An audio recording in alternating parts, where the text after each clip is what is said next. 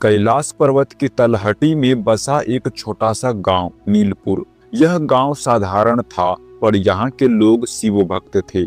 गांव के बीचों बीच एक प्राचीन शिवलिंग स्थापित था, जिसके बारे में कहा जाता था कि वह स्वयं भू हैं। हर सोमवार को गांव के लोग वहां जल चढ़ाने आते, पर एक व्यक्ति ऐसा था जो कभी कुछ नहीं मांगता था। उसका नाम था अघोर।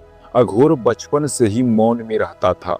लोग समझते थे कि वह गूंगा है, लेकिन सच्चाई यह थी कि उसने स्वयं मौन व्रत धारण किया था। वह प्रतिदिन भोर उठकर शिवलिंग के सामने बैठ जाता और आंखें बंद कर ध्यान करता। न मंत्र न आरती, केवल शांति। एक वर्ष गांव में भयंकर सूखा पड़ा। नदियां सूख गई, खेत बंजर हो गए। लोग मंदिर में रो रो कर प्रार्थना करने लगे। कोई धन मांगता, कोई अन्न, कोई जीवन की रक्षा, लेकिन शिवलिंग मौन रहा। एक रात गांव के मुखिया ने स्वप्न देखा। स्वप्न में महादेव प्रकट हुए और बोले, जिसने मुझसे कुछ नहीं मांगा उसी की प्रार्थना सबसे पहले सुनी जाएगी।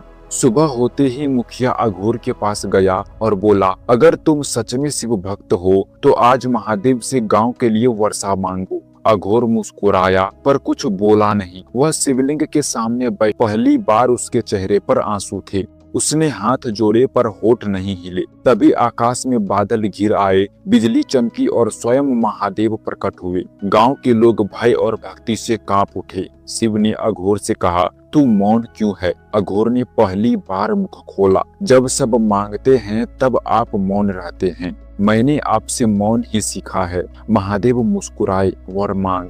अघोर ने कहा, यदि देना ही है कि लोगों को इतना देना कि वे फिर कभी आपसे मांगने ना आए, बल्कि आपको समझने लगे। क्षण भर में मूसलाधार वर्षा होने लगी। सूखा समाप्त हो गया, धरती हरी हो गई।